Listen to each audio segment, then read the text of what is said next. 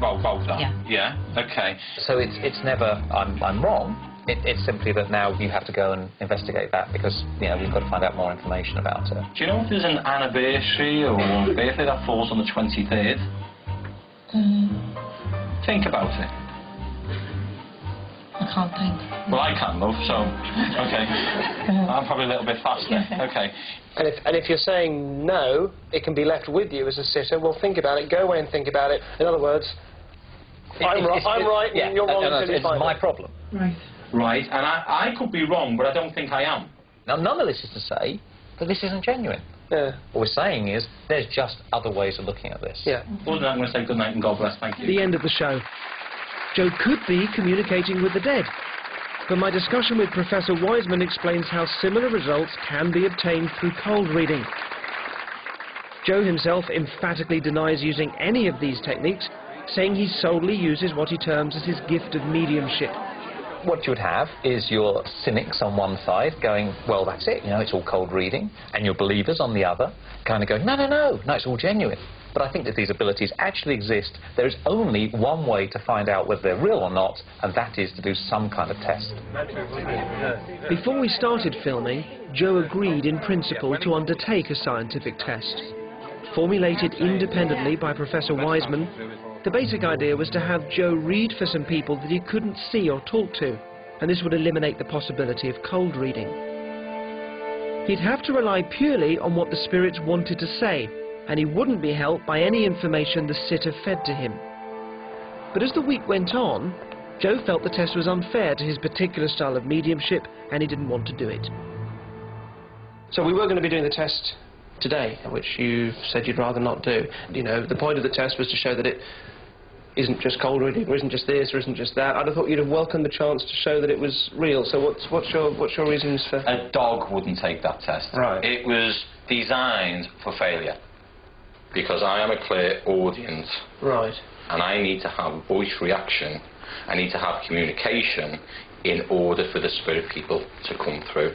What happens is that I've got an energy field and a spirit has an energy field, but they haven't got a voice box. Right.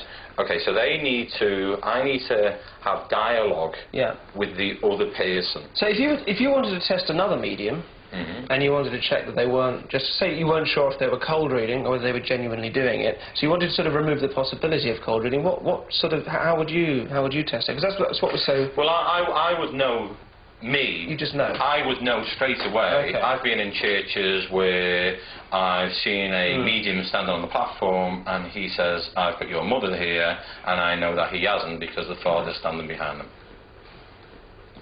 In the way that Joe has backed out of the test, he's found a description for how he does it that means you can't test it because you can't remove any of the other possibilities. It's the equivalent to him saying, I've got a UFO in the garden, you can come and look at it, but it's invisible. You can't see it or touch it, so you've still got to believe me. You've still got to believe. There is no way of testing whether there's a UFO there or not. You just got one bloke that says it's there. But if Joe won't do a scientific test, he has agreed to do a second one-on-one reading. In his first reading with Wanda, he scored hit after hit. This time I wanted to arrange a reading which was independently organised by us. A woman called Roz answered an ad I put in the local paper and agreed to be read by Joe. Hi, Roz. Hi. Hello. I've asked her to use a fictitious name and an address other than her own. Most people, when they go into a reading, say they're kind of a bit sceptical, they don't know. What are your thoughts at the moment? Do you believe in this kind of thing? I'd like to believe in it, and well, 99% of me, yeah, and there's 1% doubtful. Can I ask you as well, if you don't mind telling us, we know you have had a loss in your life, because that's why we have a meeting. Can you just tell us the details of what happened? Is that all right? Yeah, it was our older sister. She developed breast cancer, which was being treated, and it was looking good. And then it just came back with revenge. When Elaine was alive, and the three of us made the pact that if something happened, one of us died, the person who died would find a way of getting through to the other two of us. Because I'm sure if there's a way, she will definitely find it. So Roz is not sceptical, and she's genuinely seeking contact. We've just changed her name and address. I've left Roz, or Pam as we're calling her, to collect Joe for the reading. So far, I've seen no real evidence to confirm that Joe is communicating with the dead. But in the next few minutes, if Joe scores hit after hit as he did before, it'll help persuade me that he is the real deal. There you go. Right. Oh, sorry. Darren, come on, behave yourself. Okay. So Let's go in. yes. Let's Do you know who you are? Have you been in the house before? I've said a hello. We turned up and I said a hello. But, Yeah. So you've been in. You've met these people. Before? I have briefly met them. Yes, I have. Thank Yeah. you.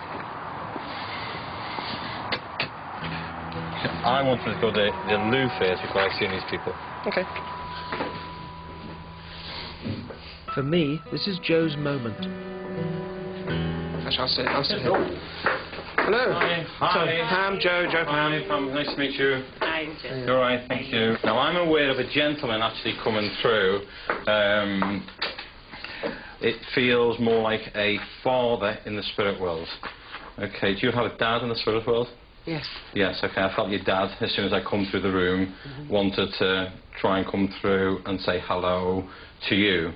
Okay, I don't know if he's saying 2 children connected, but there was meant to be 3. How many children do you have? 2. 2. It's something to do with 2 children, Yes. but there should have been 3 children. Would that make sense to you? Yeah, it makes sense, yeah. Okay, and you have, obviously that child is in the spirit world now? Yes. Yeah, okay. Have you come here to try and communicate and bring this child through? No, not the child. No. Okay, that's fine, don't worry about it. Now, I'm also aware of a lady coming through as well. I'm pretty sure is that it was connected to a mum. Would she have been 1 of 5?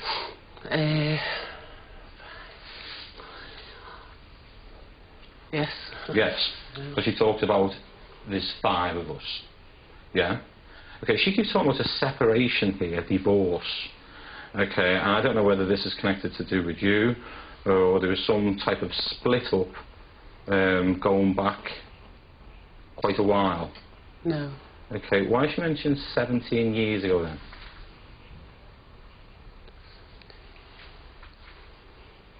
Is the Jimmy or James connected?